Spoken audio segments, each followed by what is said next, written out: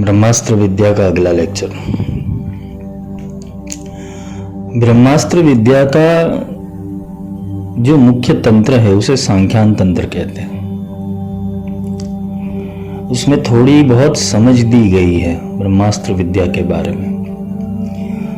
ज्यादातर ये विषय गुरु सानिध्य में गुरुमुख से ही लिया गया है। इसके ऊपर शास्त्र या ग्रंथ बहुत कम बने हुए हैं। ब्रह्मास्त्र विद्या का जो स्वरूप है भगवती बगलामुखी का, उसका उल्लेख मंदार तंत्र में आता है। और जो बोलते हैं ना कि उसे वो लुप्त हो गया है, जो परंपरागत जिसके पास होगा उसको थोड़ा बहुत इसका ज्ञान होगा। ये आत्मा की अनंतता को प्रदर्शित करने वाली विद्या है। आत्मा एक पोर्टल है यूनिवर्स का। या तो हम समझने जाए कि पूरा यूनिवर्स जिस शक्ति के ऊपर टिका हुआ है वो आत्मा है, और आत्मा के अंदर जो ऊर्जा,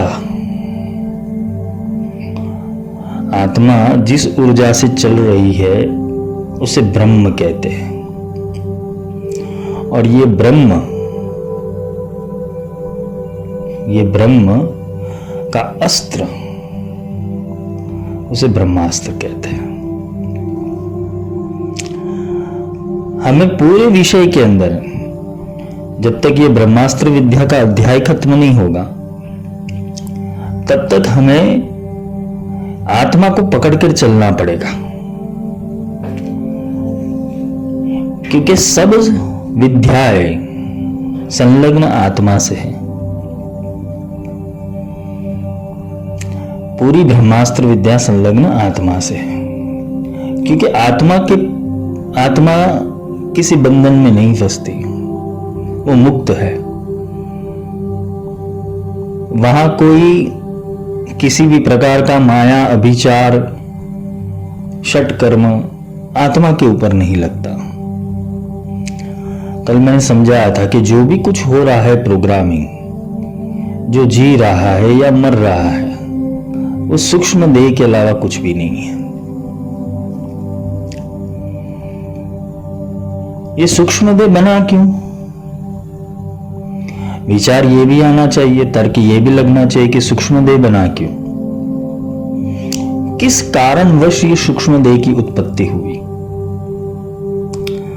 जब तुम ब्रह्म में थे, जब तुम परमात्मा के अंदर थे, परमात्मा के भीतर थे, तो तुम्हारे पास वो सारी सत्ता थी कि जो परमात्मा के पास थी।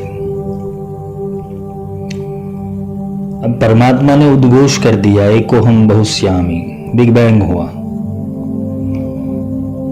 बिग बैंग से विस्फोट हुआ, और विस्फोट से अनंत ऊर्जाएं, अनंत गॉड पार्टिकल अलग अलग दिशा में ट्रैवल हुए। कोई मंदाकिनी बन गया, कोई उल्का पिंड बन गया, कोई नवग्रह बन गया। ऐसे ही पृथ्वी अस्तित्व में आई। और जो वाइब्रेशन छूटे उसके साथ, एक मैटर होता है, एक एनर्जी होता है। जो मैटर पैदा हुई वो नाद ब्रह्म, जो नाद ब्रह्म विस्फोट हुआ, जब वो बिग बैंग हुआ तो उसके भीतर से जो नाद प्रकट हुआ, वो नाद जैसे अवकाश के अंदर स्थिर होने लगा, तब जाके ये मैटर, जिसे वस्तु कहते, जिसे स्थूल जगत कहते, वो अस्तित्व में आया। और उसके साथ जो वाइब्रेशन चल रहे थे, वो वाइब्रेशन से आत्मा अस्तित्व में आई। अब ये आत्मा का वाइब्रेशन और ये मैटर जब एक दूसरे के साथ जॉइंट हो गए तो वाइब्रेशन ने अपनी शक्ति गुमा दी, वो अपना अस्तित्व भूल गया और वो मैटर बन गया।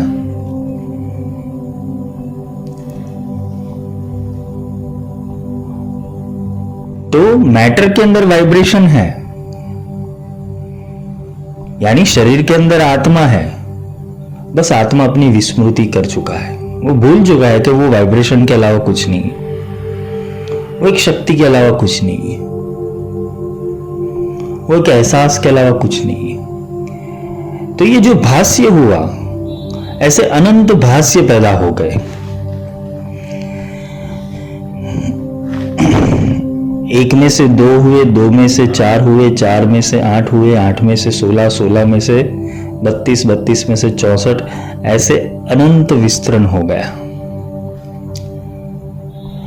जो आत्मा का पहला वाइब्रेशन था, समझ लेना, आत्मा का पहला वाइब्रेशन था, वो वाइब्रेशन ट्रैवल करते करते करते करते एक ऐसी स्थिति के ऊपर पहुंच गया कि जहां उसकी सुधबुद्धि खो गई, उसका खुद का अस्तित्व खो गया।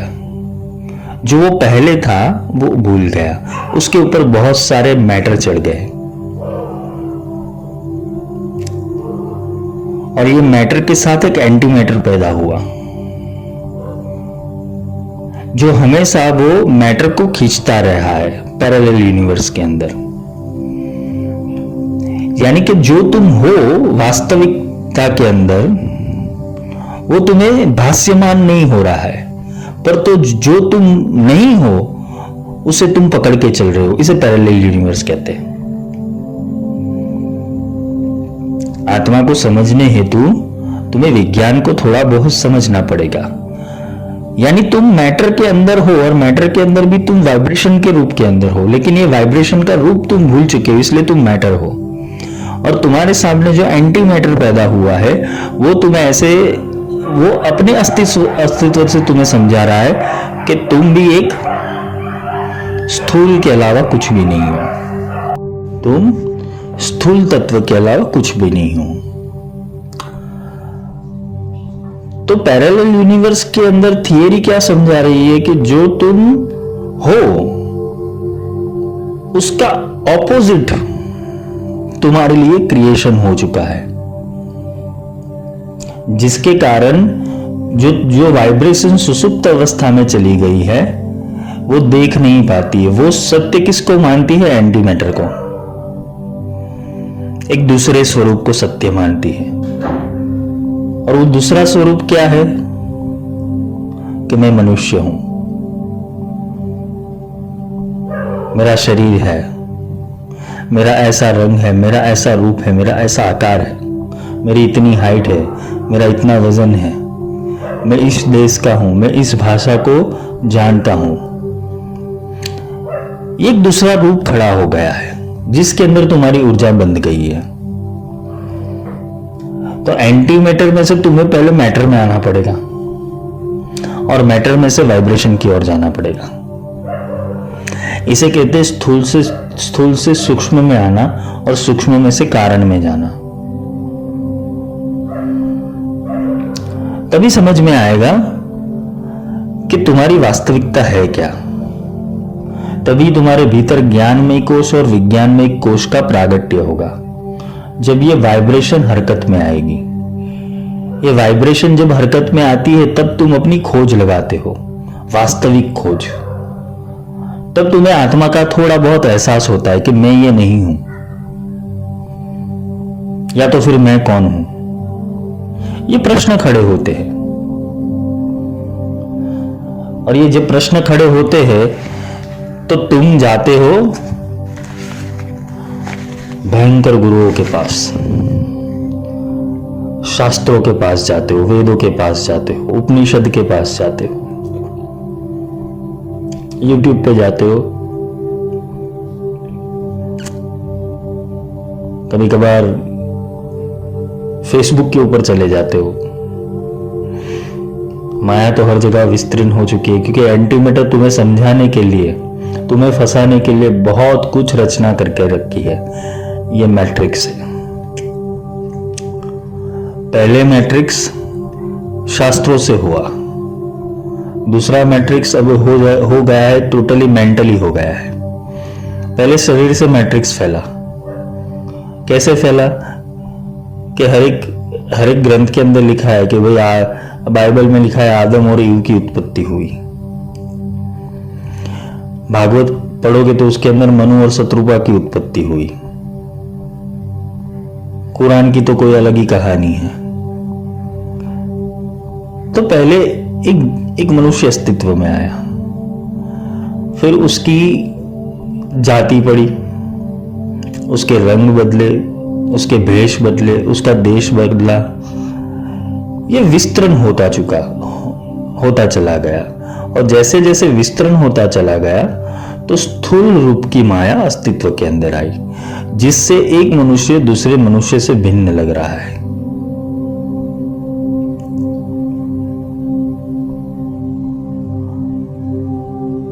ये अमेरिका वाला है, ये अफ्रीका वाला है, ये यूरोप वाला है, ये चाइना वाला है, ये इंडिया वाला है।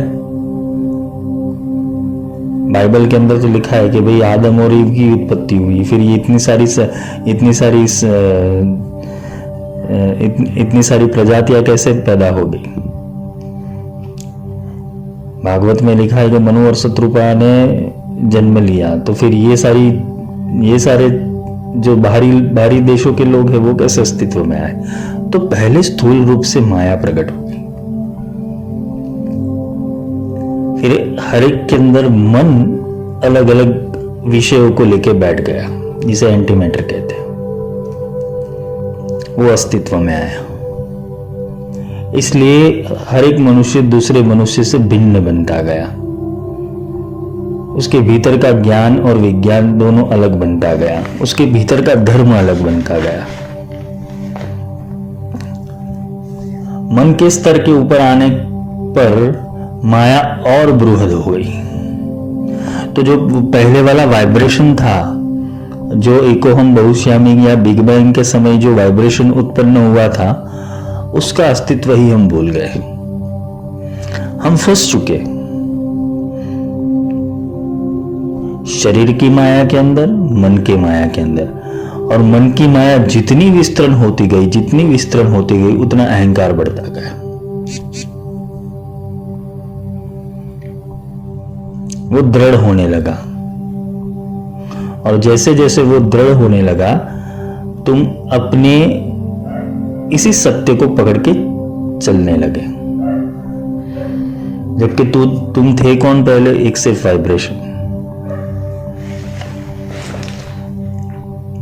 वाइब्रेशन के अलावा कुछ नहीं थे। तो तुम फिर आत्मा को ढूंढने चले। जब तुम्हारा वो वाइब्रेशन हरकत में आया मनुष्य शरीर के अंदर, तो तुमने खोज लगाई आत्मा है क्या। समझो कि तुम्हें आत्मा को जानने की इच्छा हो गई। आपने पुस्तकों में पढ़ा होगा कि हर एक के शरीर के अंदर आत्मा का निवास है, ऐसा पढ़ा होगा आपने। अब शंका ये होती है कि शरीर में अगर आत्मा है तो आत्मा दिखाई क्यों नहीं देता? प्रश्न पहला ये आता है। तो ये प्रश्न आपने अलग अलग पंडितों से, अलग अलग गुरुओं से, अलग अलग विद्वानों से, हीलरों से, सब महात्माओं से, फेसबुक गुरुओं से पूछा होगा। कोई शास्त्रवेता पंडित ने इसका उत्तर दिया कि आत्मा शरीर के अंदर है, परंतु इस युग के अंदर उसको कोई जान नहीं पाया, इसलिए आत्मज्ञानी होना मुश्किल है। कोई योग शास्त्र वाला क्या कहेगा कि आत्मा का निवास स्थान नाभि कमल के अंदर है। तो कोई कहेगा कि आत्मा हृदय में निवास करता है।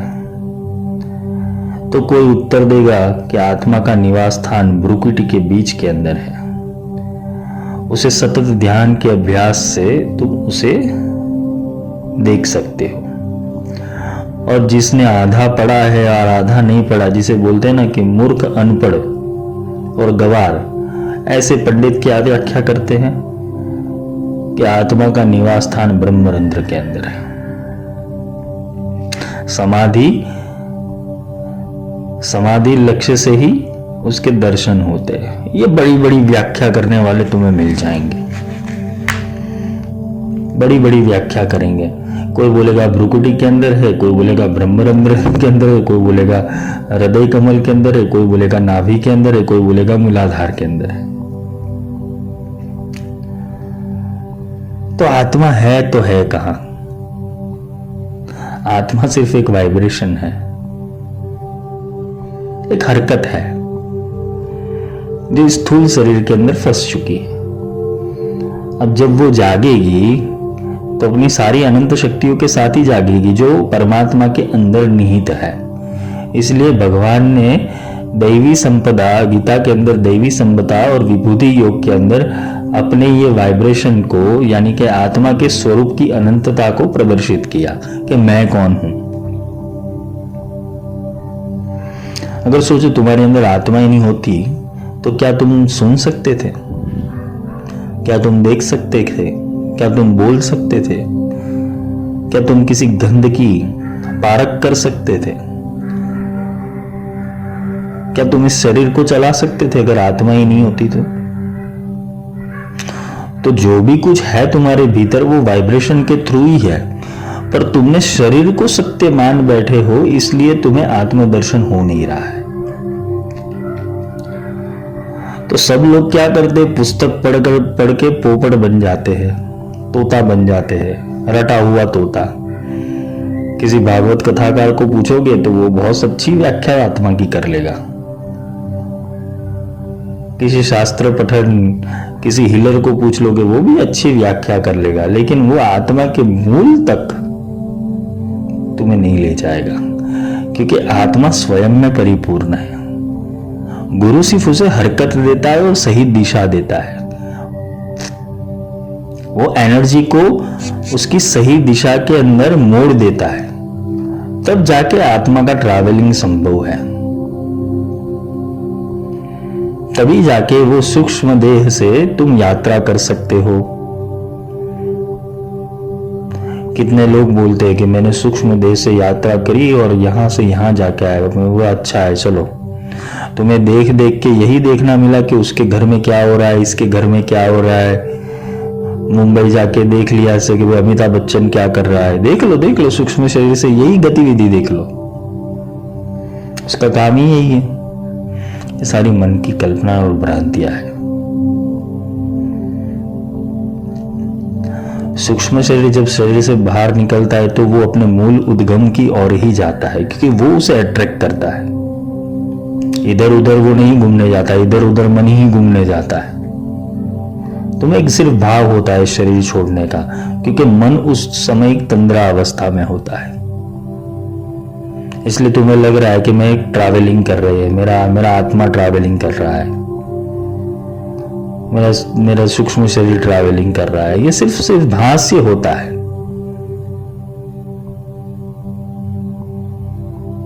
ट्रैवलिंग जैसा कुछ नहीं होता। तुम सोचो कि तुम्हारा एक बैक्टीरिया, तुम्हारे शरीर का एक बैक्टीरिया है, वो तुम्हारे बोलते हैं कि वही पेट उदर से हृदय के ऊपर आया और हृदय से मस्तिष्क के ऊपर आया, तो इसको ट्रैवलिंग बोलोगे तुम?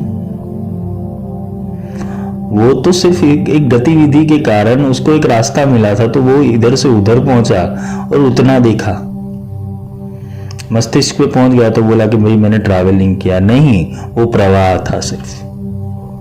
ट्रैवलिंग उसे बोलते कि वो बैक्टीरिया शरीर से बाहर निकल जाए, वो वायरस शरीर से बाहर निकल जाए और फिर बाहर की दुनिया देखे, तो सत्य है।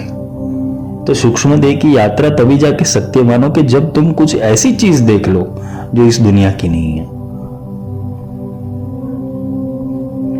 ये स्थूल जगत की नहीं है, ये माया जगत की नहीं है। तुम अगर उस दिशा के अंदर तुम्हारा सूक्ष्म शरीर चला गया तो समझ लेना कि तुम्हारी सूक्ष्म शरीर की यात्रा सही है। वरना इधर गया उधर गया, भगवान के दर्शन किए, देवी देवता के दर्शन किए, आज मैंने सूक्ष्म शरीर से महाकाल के दर्शन कराया, आज मैं सूक्ष्म शरीर से वैष्णव देवी का दर्शन कराया, तो ये सारी बातें मिथ्या है। ये मन की भ्रमणा के अलावा कुछ नहीं है। तुम पिंड में ही पड़े हुए हो। कुछ ज्ञान प्राप्त करोगे तो पिंड तक की यात्रा करोगे, मूलाधार से सहस्त्रार तक जाओगे, फिर क्या होगा?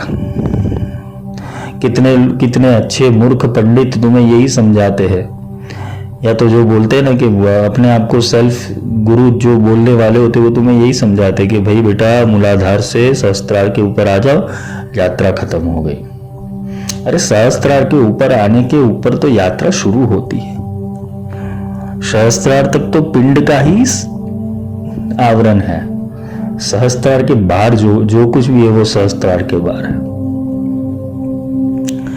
तब जाके आत्मा की जरूरत पड़ती है। कबीर ने बोला है कि मकर तार एक डोरी है, वो मकर तार की डोरी से वो आत्मा, वो डोरी, वो बोलते हैं कि वो डोरी को पकड़कर ऊपर जाता है, वो तार को पकड़ के ऊपर जाता है और धीरे धीरे अलग अलग जो भी ब्रह्मांड के लोकांतर है, आकाश गंगा है, उसको पार करता है। और वहां आत्मा जैसे ही सहस्त्रार के ऊपर उस आत्मा आ गया, उसकी स्पीड लाइट की स्पीड हो जाएगी। जितने भी ऋषि मुनि हो गए, इतने ग्रंथों की रचना कर ली, इतने वेद शास्त्रों की रचना कर दी अपने जीवन के बहुत कम समय के अंदर। चरक ने पूरा आयुर्वेद लिख लिया, पतंजलि ने पूरा योग शास्त्र लिख लिया। तो ये कैसे संभव हुआ कि वो सहस्त्रार के ऊपर आए, फिर उनकी स्पीड लाइट की स्पीड हो गई। वो अनंत ज्ञान उनके मुख से प्रकट होने लगा, उनकी बुद्धि में प्रकट होने लगा, क्योंकि वहां आत्मा ने विकास किया था। किसी वैज्ञानिक ने अपने जीवन के अंदर बहुत सारी उपलब्धियां प्राप्त कर ली, वो क्यों कर ली? क्योंकि वो आत्मा की इस पोर्टल के ऊपर चला गया और आत्मा वहां से फिर सूक्ष्म देह को लेकर वो विज्ञान में कोश के अंदर प्रवेश कर जाती। शरीर के अलग अलग लेवल है। शरीर कितने प्रकार के हैं उसका विषय में भी आगे लूंगा। तो जो शास्त्र को पढ़ के ये अभिप्राय देता है, जिसे बोलते हैं कि रटा हुआ तोता, उनके पास अनुभव की आंखें नहीं होती, जिसके कारण वो सिर्फ बोलता है कि मैं सत्य जानता हूं। अगर वो सत्य जानता तो तुम्हें सत्य बता देता अभी तक, लेकिन वो जानता इसलिए तो बोलता रहता है, वो कभी अनुभूति नहीं करवाता। तो इसलिए जब मनुष्य सद्गुरु के चरण में जाता है तो वो सर्व समान धर्मी आत्मा के बारे में वो सद्गुरु उससे बात करता है और बात करते करते उसको वो ब्रह्म सुख की प्राप्ति होती है, वो ब्रह्म तत्व की प्राप्ति है। क्योंकि आत्मा जब सद्गुरु की बात सुनता है, अपने गुरु की बात सुनता है, तब जाके उसे एहसास होता है नहीं, मैं जिसे खोज रहा था वो यही है। तुम्हें कभी कभी आवाज आती होगी अंदर से कि मैं जिसे खोज रहा था ना वो यही है, तो समझ लेना कि तुम्हें तुम्हारे गुरु मिल गए। नहीं तो अच्छी कथा वार्ता करना तो सबको आता है। भगवान कृष्ण ने ये किया, राम जी ने ये किया, परशुराम जी ने ये किया, ललिता खंड के अंदर ये लिखा हुआ है, श्री विद्या के अंदर ये आता है। सब लोग तो तोता रटे हुए बोल बोल करेंगे, लेकिन आत्मा का विषय कौन समझाएगा? जो मूल चेतना है वो चेतना तुम्हें समझाएगा कौन?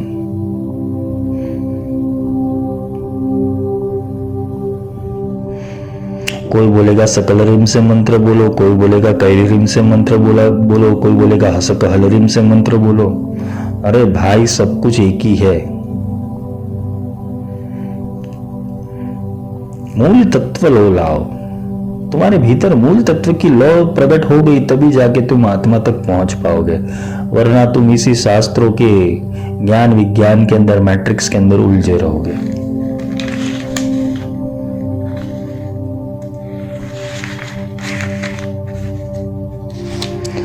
इसी ज्ञान विज्ञान के मैट्रिक्स के अंदर उलझे रहोगे। तो गुरु जब उपदेश देते हैं, ये ब्रह्म विद्या का उपदेश देते हैं या गुण विज्ञान का उपदेश देते हैं, तब शिष्य के भीतर वो चैतन्य रूपी आत्मा जो है उसके अंदर प्रोग्रेस होने लगता है। एक्चुअली वो प्रोग्रेस में ही था, लेकिन जो अज्ञान के पड़ है, अज्ञानता के पड़ है, वो गुरु हटाते रहते हैं, एक के ऊपर एक, एक के ऊपर, उसी से उसके जंजाल काटते हैं। गुरु तुम्हारी माया काटेगा, तुम्हारा अज्ञान काटेगा, तुमने जो भी सीखा हुआ है ना वो जीरो कर देगा। सच्चा गुरु होगा ना वो जीरो कर देगा तुम्हें, क्योंकि शून्य होगे तभी जाके अनंत बन पाओगे। शून्य वही हो सकता है कि जिसने सब चीजों का त्याग किया है। ज्ञान भी कौन ले रहा है? तुम्हारी बुद्धि और मन, उससे ही तो तुम तर्क कर रहे हो।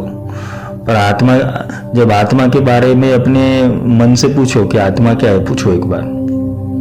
अगर तुम्हें सत्य जानना है, तुम कितने विवेकशाली और कितने बुद्धि वाले और कितने ज्ञानी हो, तो अपने मन से पूछो आत्मा क्या है। रटा हुआ या शास्त्र में पढ़ा हुआ ज्ञान नहीं, उसको पूछो कि सच में बता कि आत्मा क्या है, मुझे जानना है। तू बहुत ज्ञानी है ना, तो मुझे बता कि आत्मा कौन है, क्या है, कहां से आया है। देखो फिर मन की हालत क्या होती है।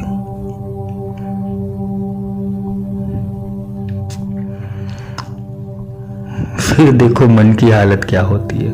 अपने आप से प्रश्न पूछो कि इतना सारा ज्ञान लेके करोगे क्या, जबकि आत्मज्ञान बिना सब नर डूबे, बिना आत्मा ज्ञान के तुम डूबने ही वाले हो।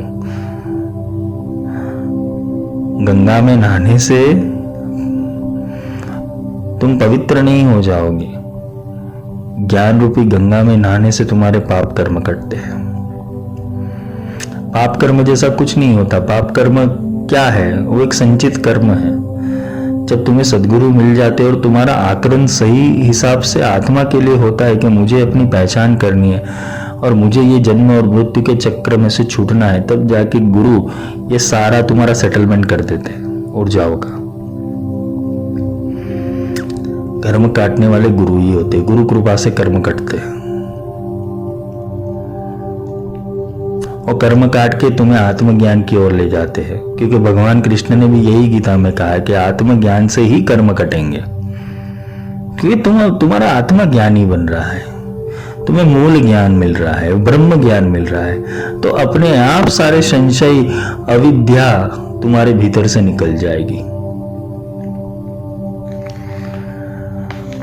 नारद जी थे, वो नारद जी के पास वेदों का ज्ञान था, उपनिषदों का ज्ञान था, 14 प्रकार की विद्या नारद जी जानते थे। पर जब बात आई है गुरु विद्या ब्रह्म ज्ञान की, तो उनको भी सनत कुमार को गुरु करना पड़ा। यहां तक भगवान राम को भी वशिष्ठ से ज्ञान लेना पड़ा और कृष्ण जी को सांदीपनी से ज्ञान लेना पड़ा। भगवान को, अवतारी पुरुष को भी ब्रह्म ज्ञानी गुरु मिले, तभी जाके उनको अपने स्वरूप का ज्ञान हुआ था। आजकल के गुरु तो तुम्हें साधना के अंदर ही रत करवा देते हैं, ये करो वो करो, क्या क्या बखेड़ा चल रहा है। मूल तत्व के ऊपर आओ। तो हम आज पंच तत्वों के बारे में समझने की कोशिश करेंगे, क्योंकि जो आगे की चीज है समझाने की, क्योंकि शरीर विज्ञान जानना भी जरूरी है। क्योंकि स्थूल रूप से 5 प्रकार के तत्व ने कैसी माया तुम्हारे भीतर फैलाई है, जहां आत्मा तो दिखता ही नहीं है, सिर्फ माया ही माया है।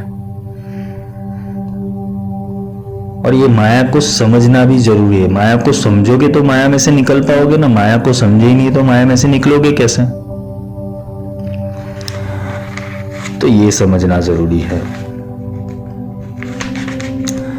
तो माया को समझने हेतु पहले तो शरीर को समझना पड़ेगा, शरीर के 5 तत्वों को समझना पड़ेगा। तो पहला तत्व है पृथ्वी तत्व। पृथ्वी तत्व के अंदर कौन कौन सी चीजें बनी हुई है तुम्हारे शरीर के अंदर पृथ्वी तत्व से? तो पहले है हड्डियां। हड्डियां जो है वो पृथ्वी तत्व से बनी हुई है। फिर आता है मांस, फिर आता है त्वचा जिसे चर्म कहते हैं, फिर आती है नाड़ी और फिर आते हैं रोम। जितना भी स्थूल है शरीर के अंदर वो सारा पृथ्वी तत्व से बना हुआ है, और जितना प्रवाही है वो जल तत्व से बना हुआ है। तो जल तत्व कौन कौन से है शरीर के अंदर? तो पहला है वीर्य, दूसरा है रक्त, तीसरा है तुम्हारी लाड़ ग्रंथि जिसे सलाइवा कहते हैं, चौथा है मूत्र, और पांचवा है स्वेद जिसे पसीना कहते हैं। फिर आता है अग्नि तत्व। तो अग्नि तत्व से क्या बना हुआ है शरीर के अंदर? तो अग्नि तत्व से अग्नि कैसे हम पहचानेंगे? हमें भूख लगती है, हमें प्यास लगती है, हमें आलस आती है, वो भी अग्नि तत्व से ही आती है, हमें निंद्रा आती है, वो भी अग्नि तत्व से आती है, और हमारे शरीर की जो कांति है वो भी अग्नि तत्व की ही देन है। फिर आता है वायु तत्व। वायु से शरीर के अंदर क्या होता है? वायु के बिना अगर तुम्हारा शरीर के भीतर वायु नहीं है, जिसे बोलते हैं ना, फिर गठिया हो जाता है उसको। वायु का प्रसरण ठीक से ना होने के ऊपर हार्ट अटैक भी आ जाता है। इसे रक्तचाप, बीपी के जो प्रॉब्लम होते हैं वो ज्यादातर ये वायु और जल, वायु, अग्नि और जल, ये तीनों के विकारों से होता है। तो वायु तत्व है, उससे क्या होता है कि तुम जो चल रहे हो वो वायु तत्व की बदौलत चल रहे हो। तुम बड़े हो रहे हो, तुम्हारी उत्क्रांति हो रही है, तो इसे वलन कहते हैं। फिर जो तुम दौड़ लगा रहे हो, तुम दौड़ते हो, वो भी वायु तत्व की देन है। तुम अपने शरीर को फैला रहे हो, प्रसरण कर रहे हो, वो भी वायु तत्व की देन है। और शरीर को सिमेट रहे हो, संकोचन कर रहे हो, तुम्हारा शरीर जब वृद्ध हो जाता है तो धीरे धीरे करके थोड़ा कमजोर होता जाता है, पतला होता जाता है, तो वो वायु तत्व संकोच कर रहा है। फिर आता है आकाश तत्व। अभी जो आकाश तत्व है वो भाव रूप से है शरीर के अंदर, क्योंकि आकाश तत्व दिखता नहीं है शरीर के अंदर, लेकिन भाव रूप से पता चलता है।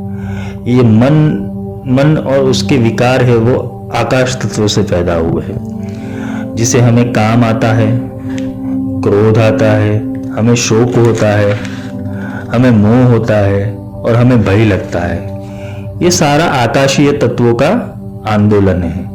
आकाश के अंदर ऐसे वाइब्रेशन पैदा होते हैं आकाश तत्व के अंदर, तो हमें ये काम, क्रोध, लोभ, मोह, शोक, भय, ऐसी भ्रांतियां होने लगती है। तो ये जो पंच तत्व है, ये पंच तत्व हमारे शरीर में इस प्रकार से कार्य करते हैं। तो आगे का जो पंच तत्वों का विषय है वो हम कल लेंगे। कल थोड़ा डिटेल में समझेंगे पंच तत्वों को, कि हर एक तत्व के अंदर कैसे कैसे प्रकार से हर एक तत्व कार्य करता है शरीर के अंदर, उसका विषय हम कल लेंगे। आज के लिए इतना ही। जय माई की। और दूसरी बात कि कल होली का है, सबको होली की शुभकामनाएं। होली के अंदर सारी नकारात्मक शक्तियों का विनाश होता है, तो हमें भी हमारे भीतर वो आत्मज्ञान रूपी अग्नि को जलाना है और प्रहलाद बनना है, भक्त बनना है। और प्रभु के भक्त बनने के ऊपर चाहे कितने भी बड़े तूफान आ जाए, या वरदान भी किसी ने क्यों ना लिया हो ईश्वर से, और तुम सच्चे भक्त हो और सच्ची साधना कर रहे हो, तो तुम्हारी रक्षा हरि अवश्य करेंगे। ये नृसिंह जन्म और कुछ नहीं है। नृसिंह जन्म क्या है, नृसिंह प्रागट्य क्या है, उसका विषय में कल समझाऊंगा। थोड़ा लूंगा उस विषय के ऊपर चर्चा कि नृसिंह जन्म कैसे हुआ, क्योंकि ये विषय ये हमारे भीतर प्रकट होता है। हर एक अवतार हमारे अंदर है, लेकिन प्रकट कैसे करना है वो हम कल समझेंगे। आज के लिए इतना ही। शुभ रात्रि। जय माई की।